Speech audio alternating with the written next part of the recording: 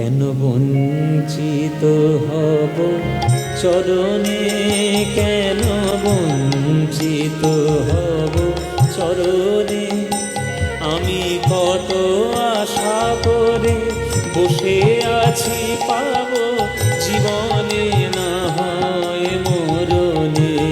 কেন বঞ্চিত হব চরণে, কেন বঞ্চিত হব চরণে।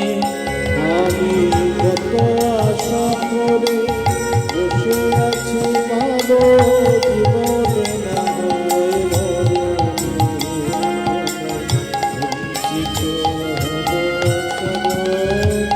আহা তাই যদি নাহি হবে গো পাতকি তারণ তরিতে তুলে তুলে না লবে গো।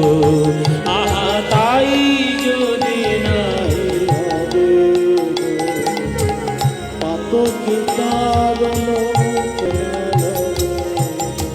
বলো মায়েরা,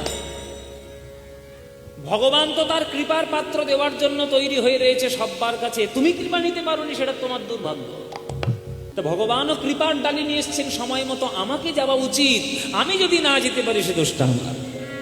ওই জন্য বলছে আতুরে তুলে না লবে গো, তাই যদি নাহি হবে গো পাতকি তারণ তরিতে তুলে না লবে গো।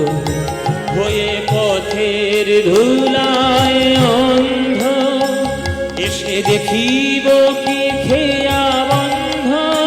হয়ে পথের ধুলায় অন্ধ এসে দেখিব কি খেয়া বন্ধ। পাড়ে সে পার করো বলে পাপি কেন ডাকে দিন স্মরণে। কেন বঞ্চিত হব চরণে, কেন বঞ্চিত হব চরণে। আমি কত আশা করে বসে আছি পাবো জীবনে না হয় মরণে। কেন বঞ্চিত হব চরণে, কেন বঞ্চিত হব চরণে। আমি শুনেছি গো তৃষাহারি, তুমি এনে দাও তারে প্রেম অমৃত তৃষিত যে চাহে বারি। আস্তে আস্তে এত কথা কেন, এত কথা বলছেন কেন? চুপচাপ বসুন। এই যে পিছনে কথা হচ্ছে মায়েদের, এত কথা কেন? কীর্তনের আসরে এসছেন না ফাংশনে এসছেন? কথা বলবেন না, চুপচাপ বসুন। কীর্তনের আসরে এলে চুপচাপ বসে থাকতে হয়, কীর্তনটা শুনতে হয়। 3 ঘন্টা আসরে থাকবো, যে কথাগুলো বলে যাব মহাজনদের কথা, শাস্ত্রের কথা। শুনতে পারলে নিজের লাভ, শুনতে না পারলে নিজের ক্ষতি। গিয়ে বলি মা আমার খুব পিপাসা পেয়েছে, আমাকে 1 গ্লাস জল দিতে পারো? আমাকে জল দেবে? কি দেবে কি দেবে না? দেবে মায়েরা। যদি বেশি আতিথেয়তা করার ইচ্ছে থাকে একটা রসগোল্লা দিয়ে জল দেবে, বা লেবু নুন চিনি দিয়ে শরবত জল দেবে। তোমার কাছে ওই 1 গ্লাস জল খেয়ে আমার কতক্ষণ তৃষ্ণা নিবারণ হবে? 2 ঘন্টা। 2 ঘন্টা পর ফের তৃষ্ণা পাবে।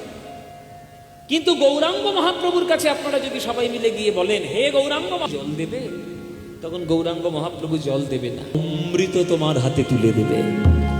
কেন? 1 গ্লাস জল দিলে 2 ঘন্টার জন্য তৃষ্ণা নিবারণ হয়, আর 1 গ্লাস অমৃত দিলে সারা জীবনের জন্য তৃষ্ণা মিটে যায়। এইবার বলো, যে সারা জীবনের জন্য তৃষ্ণা মিটালো সে বড় দানি, না 2 ঘন্টার জন্য তৃষ্ণা মিটালো সে বড় দানি? কে বড় দানি? যিনি সারা জীবনের জন্য তৃষ্ণা মিটালে। সে কে? আমার গৌরাঙ্গ মহাপ্রভু। ওই জন্যই বলছে তার কাছে যাও, গেলে তুমি অমৃত পাবে। শুনেছি গো তৃষাহারি, তুমি এনে দাও তারে প্রেম অমৃত তৃষিত যে চাহে বারি। তুমি আপনা হইতে হও আপনার, যার কেহ নাই তুমি আছো তার।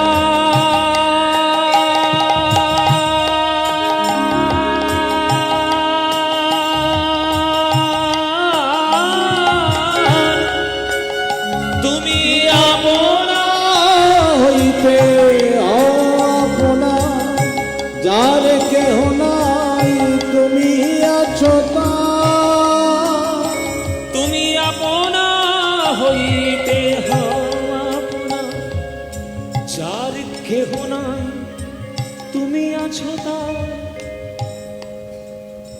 আজকের একটা কথা ভালো করে, যে এই জগতে সবাই হলো পর, কেবলমাত্র গোবিন্দই হলো আমার আপন। গোবিন্দ বলতে আমার আপন ছাড়া কেউ নেই। এটা একদিন না একদিন মনে হবে, জেনে রেখে দিন। আজকের আপনি গোবিন্দকে মানছেন না, আজকের আপনি তাকে স্বীকার করছেন না, একদিন কিন্তু স্বীকার আপনাকে করতে হবে। এত সোজা নয়, কেননা জগৎ স্বার্থপরের জগৎ। যতক্ষণ আপনি জগতে দিয়ে যেতে পারবেন ততক্ষণ আপনি খুব ভালো। দেওয়াটা বন্ধ করে দিন, কোনোদিন দেখবেন আপনি ভালো হতে পারবেন না। তেমনি গোবিন্দ আপনার জন্য দুহাত পেতে সব কিছু দেওয়ার জন্য দাঁড়িয়ে রয়েছে, তবু আপনি তাকে ডাকছেন না, তবু আপনি তার চরণ ধরছেন না।